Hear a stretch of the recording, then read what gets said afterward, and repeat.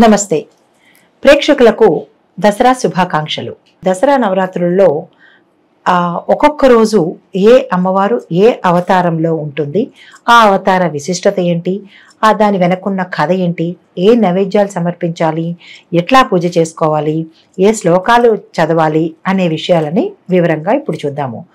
ఈ నవరాత్రులలో నవదుర్గల్లో 6వ అవతారమైన కాత్యాయని అమ్మవారు ఆశ్వయుజ శుద్ధ షష్ఠి నాడు ఈ అమ్మవారిని పూజిస్తారు భక్తులు. అయితే అమర కోసము పార్వతీదేవికి ఇచ్చిన 2వ పేరే కాత్యాయని అమ్మవారు. శాక్తేయంలో ఈ అమ్మవారిని శక్తి, దుర్గా, భద్రకాళి, చండి, అపర్ణ అవతారాలుగా భావిస్తారు. పతంజలి రాసిన మహాభాష్యంలో కాత్యాయని అమ్మవారిని దుర్గాదేవిగా అభివర్ణించారు.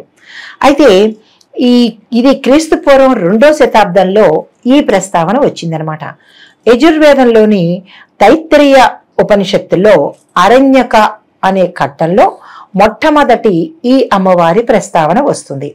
అయితే స్కంద పురాణ ప్రకారము సింహవాహిని అయిన ఈ అమ్మవారు మహిషాసుర సంహారంలో పార్వతీదేవికి సహాయం అందించింది.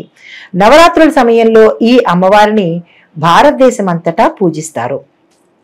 మార్కండేయ పురాణ ప్రకారము దేవీ భాగవతంలో కూడా ఈ అమ్మవారి గురించిన ప్రస్తావన వచ్చింది. అయితే బౌద్ధ, జైన గ్రంథాలలో కూడా ఈ అమ్మవారి గురించి ప్రత్యేకంగా ఉండడం చాలా విశేషం అన్నమాట. అయితే ముఖ్యంగా కాళీ పురాణంలో కాత్యాయని దేవి గురించి ప్రస్తావన చేస్తూ ఒడిశా ప్రదేశము జగన్నాథునికి కాత్యాయనికి పీఠ వంటిది అని అభివర్ణించారన్నమాట. అయితే హిందూ శాస్త్రాలు, యోగ, తంత్ర విద్యల ప్రకారము కాత్యాయని దేవి ఆజ్ఞా చక్రానికి అధిష్టాన దేవత. ఈ అమ్మవారిని ధ్యానించడం వల్ల ఏకాగ్రత బాగా ఉంటుందని మన పురాణ వచనం పెద్దలు, ఋషులు చెప్పారనమాట.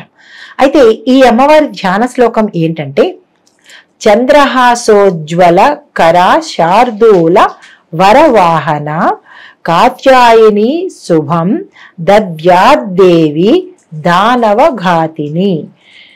6వ రోజైన ఈ అమ్మవారు మహాలక్ష్మి అవతారంలో మనకి దర్శనమిస్తుంది. ఇక ఈ రోజు అమ్మవారికి నైవేద్యంగా రవ్వ కేసరిని సమర్పిస్తారు. అయితే ఇక్కడ మనకి ఒక విషయం ప్రస్తావన చేసుకోవాలి.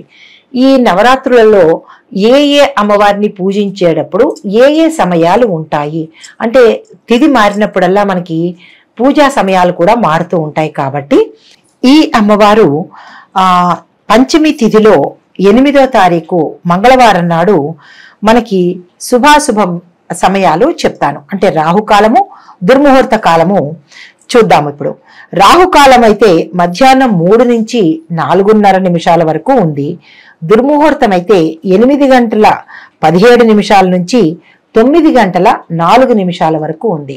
కాబట్టి ఈ సమయాలు మీరు చూసుకొని మీ క్యాలెండర్ ప్రకారము ఈ సమయాలు ఉన్నాయా లేవా అని చూసుకుని తదనుగుణంగా ఏ శుభముహూర్తమా ఏ టైమా అనేది మీరు చూసుకుని ఆ టైంలో అమ్మవారి కలశ స్థాపన కానీ, పూజ కానీ గతంలో మీరు మిగతా రోజుల్లో చెయ్యలేకపోయి ఈ రోజు చేసుకుందాం అనుకునేటట్టయితే మళ్ళా కలశ స్థాపన చేసుకోవచ్చు. అందులో తప్పేమీ లేదు.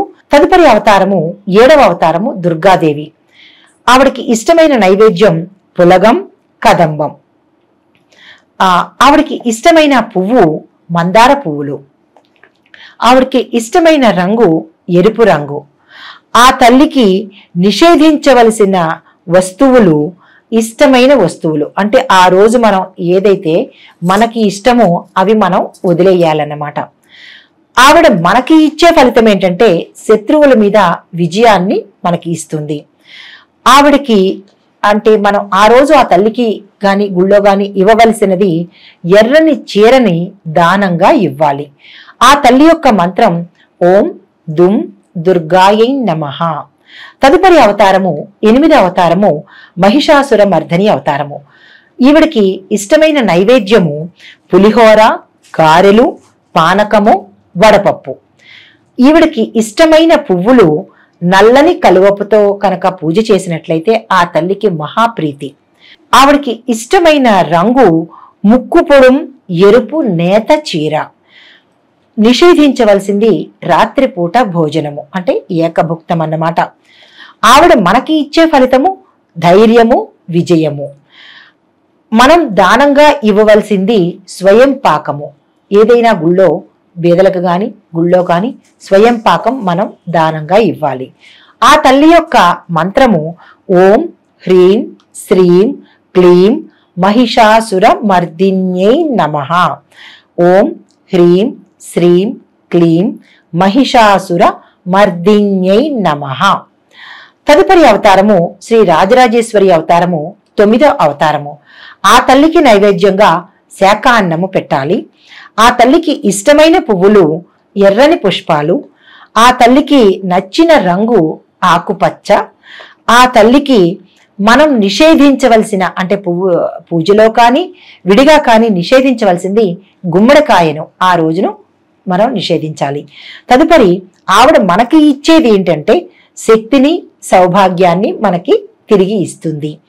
అయితే ఆ రోజు మనం దానంగా ఏది ఇవ్వాలి అంటే పూలమాలలు మనం కొని లేదా కట్టి గుళ్ళో కానీ ఎవరికైనా ఇంట్లో కానీ ఎవరికైనా దానంగా పువ్వుల మాలలు సమర్పించాలి.